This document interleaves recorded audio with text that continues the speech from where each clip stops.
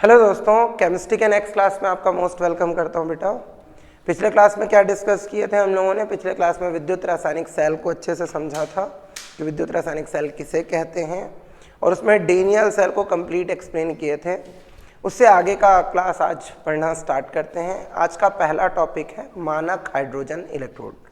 पहले हेडिंग लगा लेते हैं, फिर उसके बाद आगे डिस्कस करेंगे। हेडिंग है मानक हाइड्रोजन इलेक्ट्रोड।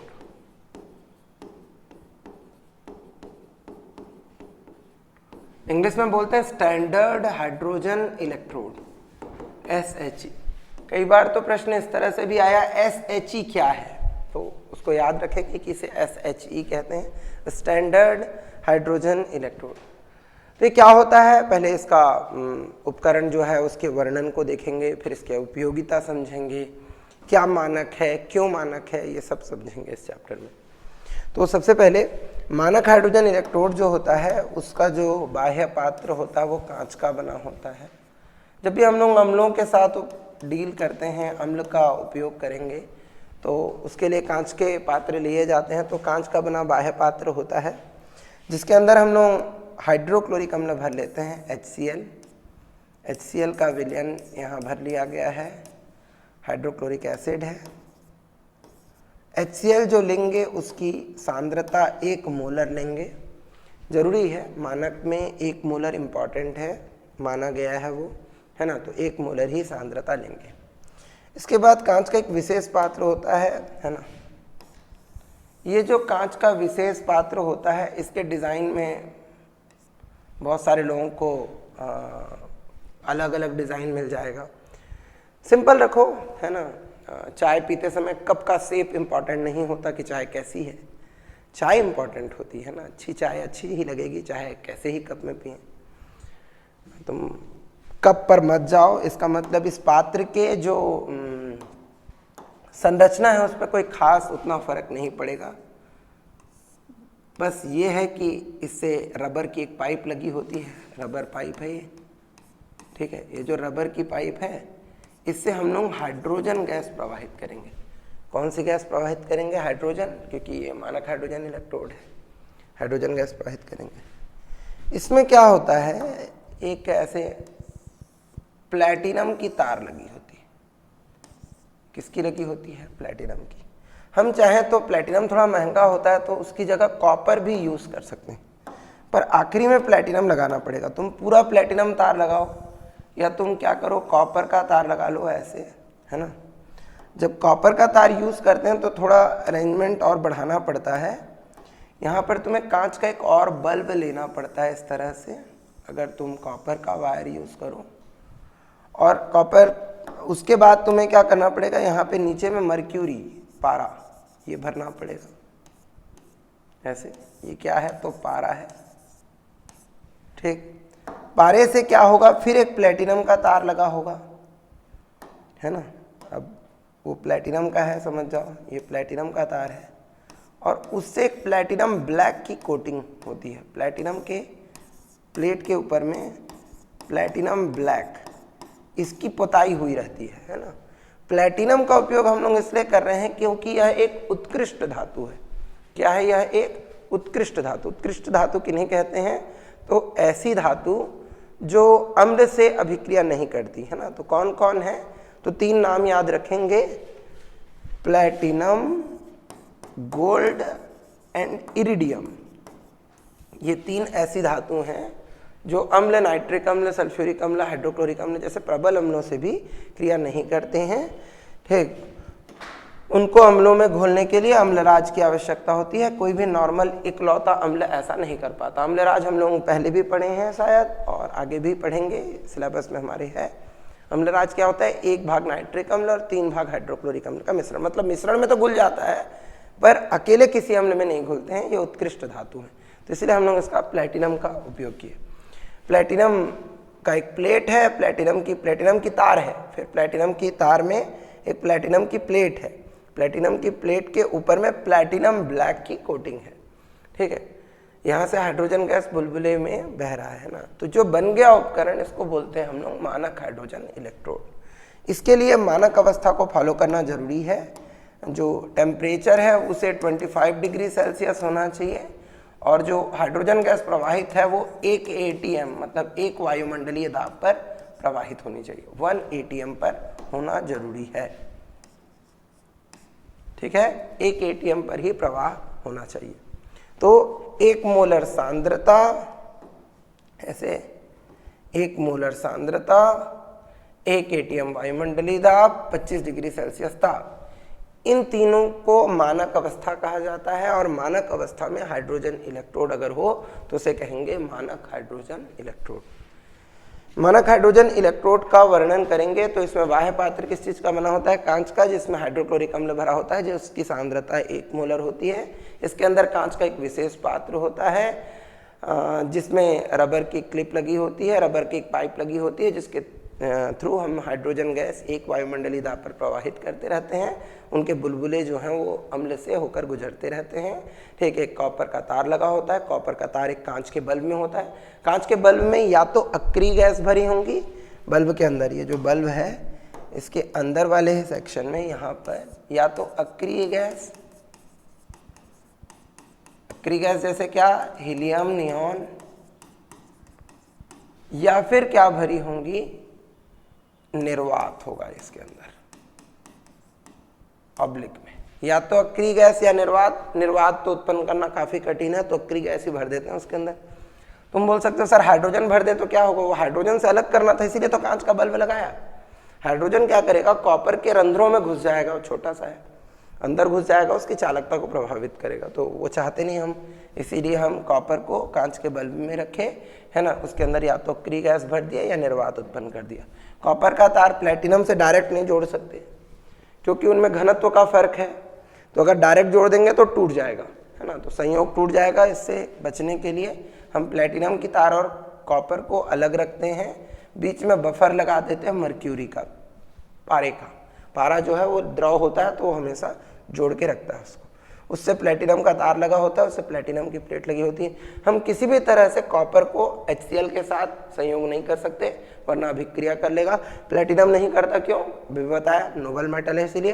प्लेटिनम की तार लगी होती है, उससे प्लेटिनम की एक प्लेट लगी होती है। प्लेटिनम की प्लेट के ऊपर में प्लेटिनम ब्लैक की पुताई, उसकी कोटिंग होती है ना। समझ आ रहा है? मेकअप कोट कर दें तो कैसे अलग दिखता है आदमी, है ना। वो तो तुम आजकल देखते होगे रील्स में, है ना, आदमी कुछ और होता है, पेंटिंग डेंटिंग के बाद कुछ और नजर आ रहा होता है ना। डेंजरस पेंटिंग डेंटिंग चल रही होती है। यहाँ भी कोटिंग कर देंगे हम, किसकी? प्लेटिनम ब्लैक की। तो प्लेटिनम ब्लैक क्या है? प्लेटिनम का एक अपर रूप है जो और अक्रिय होता है, तो उसका कोटिंग कर देने से क्या होता है? वो अक्रिय हो जाएगा, वो HCl के साथ अभिक्रिया नहीं करेगा। तो प्लेटिनम की प्लेट धात्विक आधार देगी। यहां पर अभिक्रिया क्या होगी? अभिक्रिया करेगा केवल हाइड्रोजन। कैसे करेगा? हाइड्रोजन आयन जो जल में है वो प्लेटिनम की प्लेट से इलेक्ट्रॉन ग्रहण करके किस में बदल जाएंगे? हाइड्रोजन गैस में।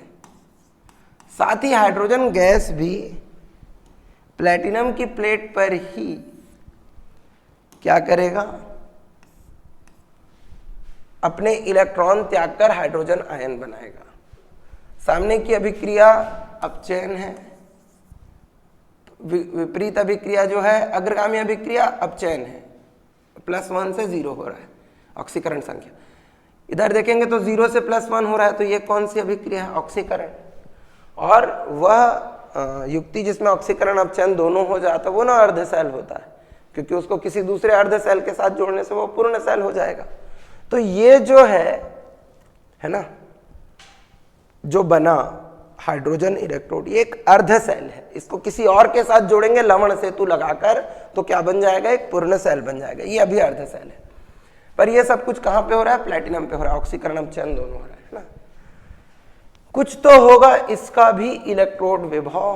प्लेटिनम में या तो इलेक्ट्रॉनों की अधिकता होगी या कमी, इलेक्ट्रॉन घनत्व तो कुछ तो होगा प्लेटिनम के अंदर। ठीक, प्लेटिनम की प्लेट जो कॉपर से संयोजित है इस निकाय के पास, जो भी होगा उस इलेक्ट्रोड विभव को हमने क्या मान लिया है? 0। ये मानक है कि E0 2H plus aqueous to H2 gas is 0। अब तुम ये बोलोगे कि सर इसका मतलब इसके पास कोई विभव नहीं होता। अरे शून्य बहुत बड़ी संख्या है ना। तुम में से बहुत सारे लोग अभी शून्य पे हो गए, है ना। मतलब शून्य बोलने से कुछ नहीं, कितना पैसा हैगा तो नहीं है सर, कुछ भी जो भी है पापा का है ना। मेरा तो कुछ है नहीं, तो 0 पे है। 0 होना बहुत बड़ी बात है। देखो करोड़पति लोग माइनस में होते हैं, है ना। नीरव मोदी भाग गया, विजय माल्या भाग गया, क्यों? क्योंकि माइनस हो गए हैं। लोन उनके टोटल संपत्ति से ज्यादा हो गया तो बंदे लोग निकल लिए, चुपचाप टसक लिएगा। हाँ ठीक है, तो वो सब माइनस में है, तुम्हारा तो 0 है और माइनस से 0 बड़ा होता है। ये तो संख्या रेखा में तुम लोग 6th-7th में सीख गए थे, है ना। शून्य एक बड़ी संख्या है और शून्य मानना जरूरी है। किसी बंदे की हाइट नापनी हो, है ना, जैसे कि कोई खड़ा है इस तरह से समझो, तुम उसकी हाइट नापना चाहते हो तो तुम क्या करोगे? तुम करोगे ना यार, ये जो फ्लोर है इसको 0 लोगे और यहां से तुम हाइट निकालोगे बंदे की, ये दोनों तुमको पता चलेगा कि उसकी हाइट कितनी है। समझ आ रहा है? अब ये कहाँ फर्क पड़ता है उसकी हाइट नापने के लिए कि वो कौन से फ्लोर पर है। अगर ग्राउंड फ्लोर बेसमेंट में है तो वहां नापेंगे जमीन को 0 मान करके, अगर फर्स्ट फ्लोर में है तो वहां नापेंगे, अगर वो 40वें फ्लोर पर है तो 40वें फ्लोर को 0 मान करके उसकी हाइट नापोगे। किसी को भी मापने के लिए जरूरी है ना किसी को 0 करने, है ना। एक बार ऐसी हुआ था, मैं एक शहर गया हुआ था, बड़ी मार्केटिंग किया, फंस गया, है ना। बहुत कुछ, एक कंप्यूटर खरीद लिया था, एक प्रोजेक्टर खरीद लिया था, कुछ कपड़े वपड़े खरीद लिए थे, कैश जो था वो सब खत्म कर लिया। ठीक, फिर आखिरी में जब वापस आना था तो ट्रेन टिकट कटाने के पैसे नहीं थे, है ना। अब वो कोई बड़ी बात नहीं थी क्योंकि मैं जाता एटीएम से पैसे निकालता और ले लेता, और तब तक ये जो ऑनलाइन हम लोग आजकल कर रहे हैं पेटीएम, फ़ोन पे वो चालू नहीं हुआ था। तो वापसी में मैं आने के लिए एटीएम से पैसे निकालने गया तो एक एटीएम से नहीं निकला, तो फिर दूसरे एटीएम में गया, वहाँ से भी नहीं निकला। ऐसा करके मैं 3-4 एटीएम घूमा, हर जगह गार्ड खड़े होता था, बंदा बोलता था कि आज सर्वर डाउन है। अब तेरे सर्वर डाउन के चक्कर में मैं तो डाउन हो गया ना, मेरे पास वापस आने के पैसे नहीं है घर। ठीक, तो उस दिन अपन कान पकड़ लिए भाई, ये बोले कि पर्स खाली नहीं करेंगे, है ना। तो पर्स में मैं क्या करता हूँ, कुछ पैसे रख दिया रहता हूँ, है ना। कुछ पैसे 2-2.5 हज़ार रुपये ऐसे अंदर वाले खाने में रख दिया रहता हूँ। ये मान लेता हूँ कि वो पैसे हैं ही नहीं, मतलब वो कितने हैं, 0 हैं। वो पैसे मैंने क्या मान लिया, 0। अब मान लो मैंने 2000 को 0 मान रखा है, 2000 रुपये को क्या मान रखा है, 0। इसका मतलब मेरे पर्स में 3000 है, मतलब 1000 रुपये है। 4000 है, मतलब कितने हैं, 2000 है, क्योंकि 2000 को तो मैंने शून्य मान रखा है। पर इसका मतलब ये थोड़ी ना कि जिस दिन मेरे को जरूरत पड़ गई मैं वो 2000 का नोट निकाल के दुकान वाले को दूं तो दुकान वाले बोले तू तो इसको 0 माना था। ऐसा नहीं बोलेगा, उसका वैल्यू 0 थोड़ी ना है, मैंने माना है 0, मेरे मान भर लेने से 0 थोड़ी ना हो जाएगा। तो शून्य एक बहुत बड़ा अंक है, उसे शून्य नहीं मान सकते।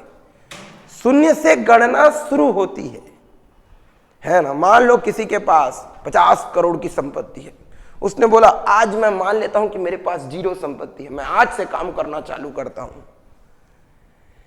वो ऐसा बोल सकता है भाई, उस दिन 0, 6 महीना बाद पता चला बंदा 20 करोड़ और कमा लिया, है ना। पर उस दिन उसकी संपत्ति 70 करोड़ की होगी, बोलेगा जरूर कि मैंने 20 करोड़ कमाया है, पर वो 70 करोड़ की प्रॉपर्टी है, 50 करोड़ को उसने शून्य माना था। ऐसा भी हो सकता है कि वो 50 करोड़ ही 70 हो गया हो, 20 और मिलके 90 हो जाए 6 महीना बाद। ठीक है, संपत्ति का रेट भी अपने आप बढ़ता रहता है कि नहीं, है ना। बहुत अच्छा इन्वेस्टमेंट है रियल एस्टेट का। कोई नहीं, बाकी सब दुनियादारी तो बाद में करेंगे, अभी इस पे आते हैं। हमने मतलब मैंने निगाह पुस्तक में, है ना, मान लिया कि इस इलेक्ट्रोड का मानक अपचयन विभव कितना होता है, 0। क्यों माना? ताकि हम बाकियों का मापन कर सकें, दूसरों का मापन कर सकें, इसीलिए माना कि मानक हाइड्रोजन इलेक्ट्रोड का अपचयन विभव 0 होता है। ठीक, तुलना करने के लिए, कंपेयर करने के लिए, मानने के लिए ऐसा मान लिया कि इसका मानक अपचयन विभव 0 होता है।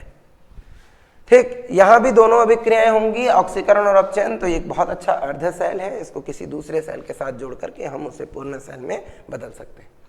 तो मानक हाइड्रोजन इलेक्ट्रोड का मानक अपचयन विभव 0 होता है। बस अब अगर ये पता चल गया तो हम देखते हैं कि इसका क्या उपयोग करेंगे। हम देखते हैं अनुप्रयोग क्या देखते हैं बेटा? अनुप्रयोग। ठीक है,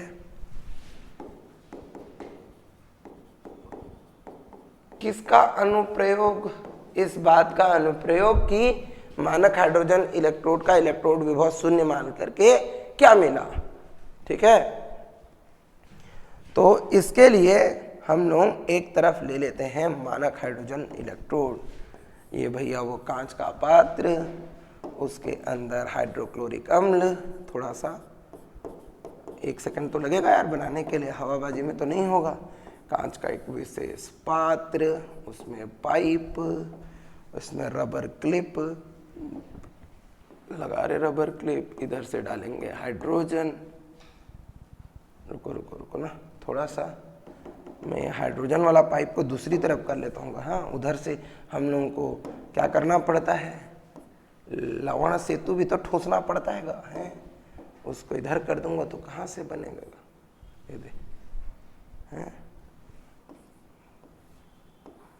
यहाँ से हाइड्रोजन डालेंगे एक वायुमंडलीय दाब पर, फिर यहाँ हम लोग कॉपर का तार ले लेते हैं। कॉपर का तार कांच के एक विशेष बल्ब के अंदर, है ना? बल्ब तो ओवर साइज हो गया था, ये कांच का बल्ब। नीचे में क्या लगाएंगे? पारा, मर्क्यूरी, मर्क्यूरी के साथ प्लेटिनम का तार, फिर प्लेटिनम की प्लेट, प्लेटिनम ब्लैक की कोटिंग। हो गया मानक हाइड्रोजन इलेक्ट्रोड, हो तो गया। अब ये जो मानक हाइड्रोजन इलेक्ट्रोड बना, इसको हम लोग एक और कांच का पात्र लिए, इसमें हमने कॉपर सल्फेट विलयन लिया। उसकी भी सांद्रता कितनी रखी? 1 मोलर। इसमें हमने कॉपर का इलेक्ट्रोड लगाया और इसको हमने एक वोल्ट मीटर की सहायता से जोड़ दिया। किसकी सहायता से जोड़ा? Volt meter. वोल्ट मीटर क्या करता है? विभवांतर नापता है? विभव में अंतर नापता है वोल्ट मीटर। और क्या करता है? अब बीच में क्या लगाएंगे हम? लवण सेतु, है ना? उसके बिना कैसे कंप्लीट होगा? वो तो हीरो होता है ना हमारे मूवी का। लवण सेतु, कांच के यू आकार की नली, दोनों सिरों पर कॉटन के डॉट ठूसने होते हैं, रुई ठूस देंगे। अंदर में क्या होता है? प्रबल लवण। प्रबल लवण कौन? Potassium nitrate, potassium chloride etcetera. उसके साथ क्या मिलाते हैं? अगर अगर, ठीक, अगर अगर मिला दिया पोटेशियम क्लोराइड और पोटेशियम नाइट्रेट के साथ। अब सेल वेल काम करने लगेगा, है ना? ये पूरा मैं समझा चुका हूँ कि विद्युत रासायनिक सेल कैसे काम करता है। जो भी पिछला वीडियो नहीं देखा है उसको ये वीडियो समझ नहीं आएगा, पिछला वीडियो देखें तो ये वीडियो समझ आएगा। ठीक, तो इसको जोड़ दिया, जोड़ने के बाद विभवांतर दिखाएगा। तो हम देखते क्या है कि यहाँ पर सेल का विद्युत वाहक बल जो डेल वी का मान है प्रयोग से प्राप्त होता है 0.34 वोल्ट। कितना प्राप्त होता है? 0.34 वोल्ट। ये हमको वोल्ट मीटर में मिलता है। याद रखेंगे कि 25 डिग्री सेल्सियस का ताप और 1 वायुमंडलीय दाब, ये हमें मेंटेन करना है, मानक अवस्था मेंटेन करना है। सांद्रता 1 मोलर होनी चाहिए, ताप 25 डिग्री सेल्सियस होना चाहिए, वायुमंडलीय दाब 1 एटीएम होना चाहिए। तब विभवांतर आता है 0.34 वोल्ट। विभवांतर मतलब यहाँ पर वो ई नॉट सेल आया है, ई नॉट सेल का वैल्यू 0.34 वोल्ट है। इसका मतलब वो ई नॉट कैथोड है माइनस ई नॉट एनोड है, 0.34 वोल्ट। इसका मतलब ये E naught C U plus 2 C U minus E naught 2H plus 2H2, 0.34 volt. अब क्योंकि हाइड्रोजन का मानक अपचयन विभव कितना होता है? 0, वैसे ही माने तो E naught copper plus 2 copper minus 0 plus 0.34, इस तरह हमें कॉपर का अपचयन विभव मिल गया 0.34 वोल्ट। हाइड्रोजन का 0 मानने से क्या फायदा हुआ? कॉपर का मिल गया, ये फायदा हुआ। नहीं, मेरे को कॉपर का नहीं, जिंक का निकालना है, तो जोड़ो जिंक। सिल्वर का निकालना तो सिल्वर का इलेक्ट्रोड जोड़ो, मतलब जिसका निकालना है उसको बगल में जोड़ो, विभवांतर लगाओ, वोल्टमीटर लगाओ, मापो, मानक स्थिति में रखो, तुमको सबकी रीडिंग मिल जाएगी। तो सबको एक एक बार जोड़ना पड़ेगा और उसका विभव हम लोगों को मिल जाएगा। तो इस तरह से मानक हाइड्रोजन इलेक्ट्रोड की सहायता से, क्योंकि हम लोगों ने उसके मानक अपचयन विभव को शून्य मान रखा है, तो इसकी सहायता से हम क्या कर सकते हैं? भिन्न इलेक्ट्रोडों के मानक अपचयन विभव ज्ञात कर सकते हैं। अब भिन्न इलेक्ट्रोडों के मानक अपचयन विभव ज्ञात हो गए, क्या फायदा हुआ? बहुत सारे के ज्ञात कर लिए है ना, बहुत सारे अलग अलग इलेक्ट्रोडों के, आयरन के, टीन का, एल्यूमिनियम का, कॉपर का, ठीक है, लिथियम का, फ्लोरीन का, अलग अलग गैसों का भी इसी तरह से, जैसे मानक हाइड्रोजन इलेक्ट्रोड जैसे इलेक्ट्रोड बनाए उसी तरह से उनके भी अलग अलग गैसों के भी इलेक्ट्रोड बना लिए। उनका उपयोग करके हम लोगों ने उसके साथ इसको जोड़ते गए और हाइड्रोजन का शून्य लिए तो बाकियों का हम लोगों को मिल गया। अब जो मिल गया डाटा है ना, ज्ञान लपेटे तो उसका उपयोग भी करेंगे, है ना, ठीक है। जब कहीं से ज्ञान मिलता है तो हम दूसरी तरफ देते भी तो है ना, ये ऐसी चीज थोड़ी ना जो अंदर जाके जमा हो जाती है ना, ठीक।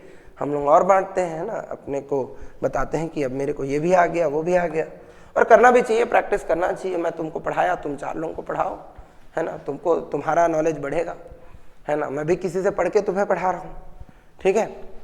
तो अभी ये जो हम लोगों को विभव मिल गया, इसको हम लोगों ने एक श्रेणी में व्यवस्थित किया, जिसको हम लोग बोलते क्या है? विद्युत रासायनिक श्रेणी।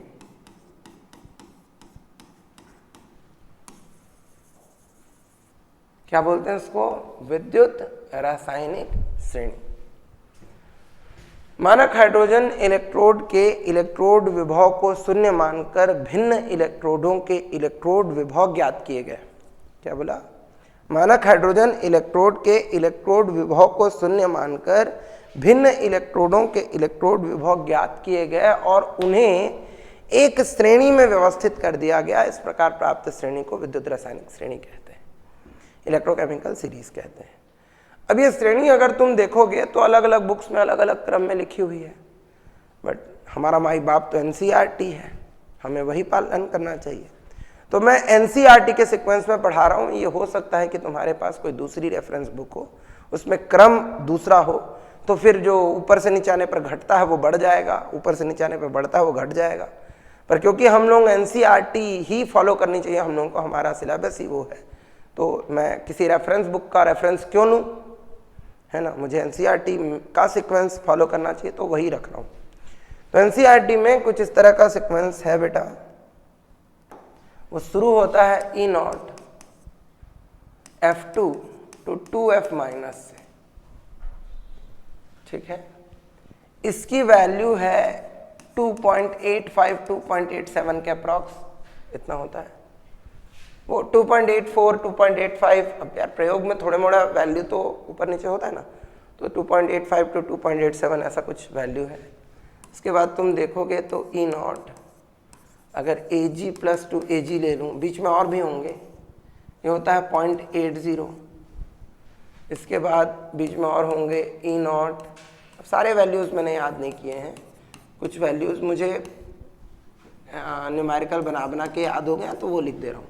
0.34 और भी होंगे, पर सारे वैल्यूज़ लिख करके भी कोई फ़ायदा नहीं, बस एक क्रम समझ आए जैसे वैसा लिख दे रहा हूँ। 22H2 ये होता है 0 वोल्ट, ठीक है। और अगर हम आगे जाएं तो नेगेटिव में E0 Zn plus 2 to Zn है, मान लो इसका माइनस 0.76 होता है। और E0 लिथियम प्लस 2 लिथियम है, इसका माइनस 3.0405 ऐसा कुछ होता है। थोड़ा मोड़ा डाटा ऊपर नीचे हो सकता है अलग अलग बुक में, पर वो ये भी समझें कि एक प्रायोगिक तथ्य पर निर्भर करता है। प्रयोग से मान थोड़े मोड़े ऊपर नीचे तो आएंगे ही, 100% एक ही वैल्यू नहीं मिलता है ना। तथ्य को समझें। तो ये सब वोल्ट में है, तो इस तरह से जो हम लोगों को आंकड़े मिले, ये प्रयोग द्वारा मिले। मैंने यहाँ पे कुछ 6 रीडिंग लिखे हैं। तुम विद्युत रासायनिक श्रेणी अगर देखोगे तो उसमें कम से कम नहीं भी तो 20-25 रीडिंग है। तुम गूगल करोगे, आजकल तो गूगल सर कुछ भी बता देते हैं, तो तुम गूगल करोगे तो वहाँ पे तो 50-60 एलिमेंट के भी मिल जाएंगे, उससे ज़्यादा के भी मिल सकते हैं। तो ये प्रयोग जितना ज़्यादा करेंगे, जितने ज़्यादा अर्धशैलों पर करेंगे, उतने ज़्यादा हम लोगों को क्या मिल जाएगा, रीडिंग मिल जाएगा, और उन आंकड़ों की सहायता से उतना ज़्यादा ही हम लोग डिस्कस कर सकते हैं। तो ये आ गया विद्युत रासायनिक श्रेणी। विद्युत रासायनिक श्रेणी कैसे बनी, तो मानक हाइड्रोजन इलेक्ट्रोड के इलेक्ट्रोड विभव को शून्य मानकर, मानक हाइड्रोजन इलेक्ट्रोड के इलेक्ट्रोड विभव को शून्य मानकर हमने भिन्न इलेक्ट्रोड के इलेक्ट्रोड विभव ज्ञात किए और उनको एक क्रम में, यहाँ जैसे कि घटते क्रम में व्यवस्थित कर दिया, और इस प्रकार प्राप्त श्रेणी को हम क्या कहते हैं, विद्युत रासायनिक श्रेणी कहते हैं। तो विद्युत रासायनिक श्रेणी हम लोग को मिल गई। अब अगर यहाँ तुम देखोगे तो ऊपर से नीचे अगर हम लोग देख रहे हैं, आ रहे हैं, तो अपचयन विभव जो है, अपचयन विभव, इसके मान में क्या आ रही है, कमी आ रही है। ठीक, अपचयन विभव के मान में कमी आ रही है ऊपर से नीचे आने पर, ये दिख रहा है श्रेणी में, है ना। एनसीईआरटी में इस तरह से व्यवस्थित है, मैं एनसीईआरटी लिख दे रहा हूँ, है ना। ठीक, एग्जैक्ट रीडिंग सारे के नहीं बोल सकता, ऑलमोस्ट इतने इतने रीडिंग होंगे, almost reading is the same. ठीक, बाकी एनसीईआरटी सीक्वेंस लिखा है, तुम किसी रेफरेंस बुक्स में देखोगे तो सीक्वेंस उल्टा हो सकता है, मतलब वो ऐसा हो सकता है कि लिथियम से शुरू होकर के फ्लोरीन पे खत्म हो, या उल्टा हो सकता है कि फ्लोरीन से शुरू हो लिथियम पे खत्म हो, क्योंकि एनसीईआरटी में लिथियम से फ्लोरीन से शुरू होकर लिथियम पे खत्म हो रहा है, तो यही वाला सीक्वेंस मैंने लिखा। अब इसमें अपचयन विभव ऊपर से नीचे आने पर क्या हो रहा है, घट रहा है। तो अगर अपचयन विभव ऊपर से नीचे आने पर घट रहा है तो अपचयित होने की प्रवृत्ति, अपचयित होने की प्रवृत्ति की बात करें, ऐसे अपचयित होने की प्रवृत्ति, तो कौन आसानी से अपचयित होता है, जिसका अपचयन विभव अधिक हो। कौन आसानी से ऑक्सीकृत होता है, जिसका अपचयन विभव कम हो। जिसका अपचयन विभव अधिक है, जिसका अपचयन में विभव ज्यादा है, वो अच्छा करेगा ना यार, वो आसानी से अपचयित होगा। तो अपचयित होने की प्रवृत्ति जो है वो ऊपर से नीचे आने पर क्या होगी, घटेगी। मतलब ये सबसे आसानी से अपचयित होगा और ये सबसे आसानी से अपचयित नहीं होगा। ठीक, वो ऑक्सीकृत होगा। तो ऑक्सीकृत होने की प्रवृत्ति, ऑक्सीकृत होने की प्रवृत्ति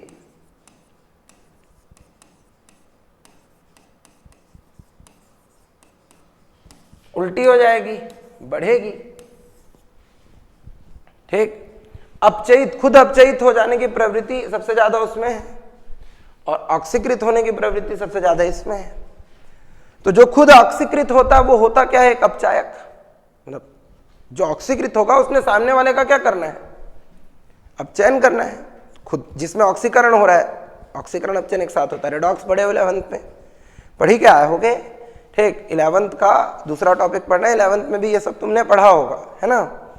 अपचयन ऑक्सीकरण, किसी का अपचयन होता है तो किसी का ऑक्सीकरण होता है ना। मतलब तुम अगर ये सोचते हो कि हे भगवान रास्ते में जाते समय मेरे को कहीं पर 50 लाख रुपए मिल जाएं, ऐसा सोचते हैं हम लोग, ज्यादातर लोग सोचते रहते हैं, है ना। इसका मतलब तुम ये भी सोच रहे हो कि हे भगवान किसी के 50 लाख रुपए खो जाएं, मतलब अब तुमको मिलेंगे तो किसी के खोएंगे ना, है कि भगवान रात में प्रिंटिंग मशीन धर के प्रिंट करके तुम्हारे लिए रख देंगे, ऐसा तो नहीं होगा। किसी को मिलेंगे तो किसी के खोएंगे, सिंपल है। ठीक, किसी का अपचयन होगा तो किसी का क्या होगा, ऑक्सीकरण होगा। मतलब किसी का अपचयन होगा तो किसी का क्या होगा, ऑक्सीकरण। तो जो अपचयित होता है खुद तो अपचयित होता है, पर सामने वाले को क्या करता है, ऑक्सीकृत। तुम किसी को भीख देते हो तो कोई लेता है ना, ऐसा थोड़ी ना रास्ते में खड़े होकर के हवा में ले ले। अब यहाँ कोई नहीं है तो कैसे लेगा, एक भिखमंगा होना चाहिए, है भिखमंगा होगा तो ना दोगे ना रे, हैं। और एक भिखमंगा कटोरा धर के खड़ा है, कोई ना दे तो कैसे भीख का प्रक्रिया कंप्लीट होगा, समझ आ रहा है। एक टैलेंटेड भिखारी किसी को भी दाता बना सकता है और एक टैलेंटेड दाता किसी को भी भिखारी बना सकता है। सिंपल सा एग्जांपल है, पकड़ो, समझ आ जाएगा तो मजा आएगा, है ना।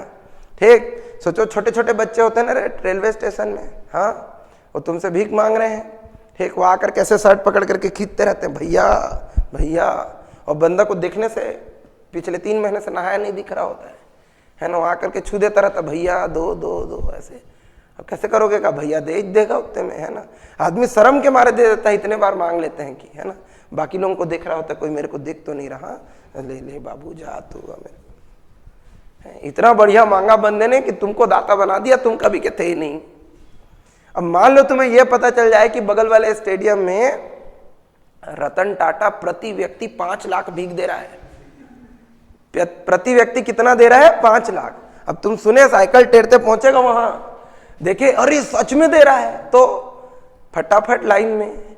तुम कभी के भिखारी भी नहीं थे, एक दाता ने तुम्हें क्या कर दिया, भिखारी बना दिया। ऐसा भी हो सकता है कि फोन करो, मम्मी पापा सब आ जाओ, 5 लाख पर व्यक्ति दे रहा है, सब परिवार भिखारी बनते हैं, है ना। ठीक है, मने पैसा मिल जाएगा। तो एक अच्छा दाता क्या करता है, बहुत लोगों को भिखारी बना देता है। एक अच्छा भिखारी बहुत लोगों को क्या करता है, दाता बना देता है। सिंपल सा एग्जांपल है। ठीक, एक किसी का अपचयन तब होगा जब कोई ऑक्सीकरण हो, तो जिसका अपचयन हो रहा होता है वो क्या करता है, दूसरे का ऑक्सीकरण, और जिसका ऑक्सीकरण हो रहा होता है वो क्या करता है, दूसरे का अपचयन। तो सबसे आसानी से अपचयन इसमें होगा, तो ये होगा सबसे अच्छा ऑक्सीकारक, और सबसे आसानी से ऑक्सीकरण किसमें होगा, इसमें होगा ना, ऑक्सीकृत होने की। तो ये होगा एक अच्छा अपचायक। तो अगर मैं यहां पर लिखता हूं अपचायक गुण, कौन सा गुण, अपचायक गुण, तो कौन अच्छा अपचायक है, जो सबसे अच्छा जिसमें ऑक्सीकरण हुआ, तो अपचायक गुण ऊपर से नीचे आने पर बढ़ता है। और ऑक्सीकारक गुण लिखे तो नहीं लिखा है, ऑक्सीकारक पर तुम समझ जाओ कि मैं ऑक्सीकारक हो लिखा हूं, वो क्या होगा बेटा, घटेगा, है ना। शब्दों का खेल है, शब्द ही कंफ्यूजन क्रिएट करते हैं, शब्द ही सुलझा भी देते हैं। ठीक, ऑक्सीकृत हुआ मतलब किसी को अपचयित करेगा। जिसका ऑक्सीकरण होता है वो अपचायक होता है, जिसका अपचयन होता है वो क्या होता है, एक ऑक्सीकारक। समझ आए। तुम्हारे पास पैसे मिले तो सामने वाले के खोए ना, है तो ऐसा क्यों भगवान से मांगना, हे भगवान मेरे को रोड में 50 लाख रुपए मिल जाए, ऐसा क्यों मांगना। तुम दूसरे का बुरा चाह रहे हो ना किसी तरह से, है ना। भगवान एकदम समझ जाएगा तुम्हारी नियत, बोलेगा ये आदमी खराब आदमी, इसका भी पूरा नहीं होना चाहिए, ये अपना एडवांटेज नहीं दूसरे का डिसएडवांटेज चाहता है। ठीक है ना। तो ऐसा करो कि हे भगवान मैं मेहनत करूं, उसके पैसे मिले, ऐसे क्यों नहीं मांगते हो रे। रास्ते में तुमको काहे भरा पैसे वाला भरा वाला बैग मिलेगा, है, ताकि किसी का खो जाए, वो बेचारा मर जाए, सुसाइड कर ले, है ना। उसका लाखों रुपया खो गया तो क्या करेगा, सब फंसियाएगा बेचारा, है। ठीक है, तो ऐसा नहीं मांगना चाहिए, समझ रहे हो ना। कुछ भी भगवान को भी सोच समझ के मांगो, लॉजिकल मांगो, है ना। तुमको क्या लग रहा है भगवान बेवकूफ आदमी है, समझता है तुम्हारे अंदर की सब बात, समझ रहे हो। इंटरनल सुनाई देता है उनको, है वो एडवांस सिस्टम है उनके पास। ठीक, अच्छा वाला आईफोन है ना, आईफोन 205 206 टाइप का, ये 14 नहीं है उनके पास, समझ रहे हो। उनके पास एकदम अपडेटेड वर्जन है। ठीक, वो सोचने वाला भी सुन लेते हैं, यहाँ बोलना भी नहीं पड़ता। ठीक है, हाँ। तो ऑक्सीकारक गुण डाउन द ग्रुप क्या होगा, डाउन द सीरीज, श्रेणी में ऊपर से नीचे आने पर घटेगा। अपचायक गुण क्या होगा, बढ़ेगा। सबसे बढ़िया अपचायक कौन, लिथियम। सबसे अच्छा ऑक्सीकारक कौन, ए तुम लोग बैटरी खरीदे हो रे, नहीं खरीदे हो, खरीदो किसी चीज का बैटरी खरीदे हो, किसका बैटरी होता है, लिथियम आयन बैटरी, जानते हो, लिथियम आयन बैटरी होती है। ये लिथियम के चक्कर में जो छोटे छोटे आंख वाले चाइनीज है ना, वो इतने बड़े हो गए क्योंकि उनके पास क्या मिल गया, लिथियम। अभी अभी हम लोग को भी न्यूज मिला है, कश्मीर के किसी गांव में लिथियम का बहुत बड़ा सोर्स है, और हम दुनिया में दूसरे नंबर पर आ गए लिथियम के सोर्स के हिसाब से। ठीक, जब वो उसको खोद के निकालेंगे मोदी जी, उसके बाद सबके अकाउंट में 15-15 लाख आ जाएंगे, समझ आ रहा है। क्योंकि इकोनॉमी में इतना बूस्ट आएगा, क्योंकि हमारे यहाँ टेक्नोलॉजी इतनी बढ़ेगी कि हर बंदे के घर की गाड़ी का जो प्लेट का कलर है ना, वो हरा हो जाएगा। हरा किसका होता है, ईवी का, इलेक्ट्रिक व्हीकल्स का, है ना। और तुम बिना पॉल्यूशन के रात भर चार्ज करोगे, दिन भर घूमोगे, फिर अगले दिन फिर रात भर चार्ज करोगे, है ना। और रास्ते में खत्म हो गया तो बांस लेके जाना, हुक लगाना, समझ रहे हो, कहीं पर हुक लगाना और क्या, उसके बाद चार्ज करना, नहीं ऐसा करने की ज़रूरत नहीं पड़ेगी, क्योंकि बहुत सारे जैसे आजकल पेट्रोल पंप है वैसे पावर स्टेशंस भी लग जाएंगे ईवी जैसे ही मार्केट में आएगा, है ना, jokes apart. But lithium is very important, क्योंकि इसका अपचयन भी वो देखो 3.04 होता है। अब इसको तुम किसी के साथ जोड़ दो, 3-4 वोल्ट की बैटरी तो यूं ही बन जाएगी, है ना, क्योंकि इसका अपचयन भी वही -3.05 है। इसीलिए लिथियम बहुत इंपॉर्टेंट है ना। वैसे इंडियन साइंटिस्ट एल्यूमिनियम पर भी बहुत रिसर्च कर रहे हैं, चाह रहे हैं कि एल्यूमिनियम, क्योंकि वो भी हल्की होती है ना, लिथियम भी हल्का होता है ना। तो हमको बैटरी कैसी चाहिए, एक ऐसी बैटरी चाहिए जो पहले तो एफिशिएंट हो, बहुत अच्छे से हम लोगों को करंट दे, है ना, विद्युत वाहक बल दे। दूसरा वो हल्की भी होनी चाहिए ना, भारी भरकम बैटरी को उठा के ले जाते नहीं बनेगा। गाड़ी में अगर बैटरी लगा रहे हैं, इलेक्ट्रिक व्हीकल बना रहे हैं, और वो बैटरी ही 2 टन की हो जाए तो गाड़ी बेचारे अब बैटरी खींचे कि आदमी खींचे, है ना। तो भारी नहीं होनी चाहिए ना, वो हल्की होनी चाहिए। तो एल्यूमिनियम क्या लाइट वेट होता है, तो लाइट वेट एल्यूमिनियम का उपयोग करके भी बैटरी बनाने की बहुत कोशिश की जा रही थी पहले से ही। अब तो हमको लिथियम में मिल गया हमारे इंडिया में, है ना।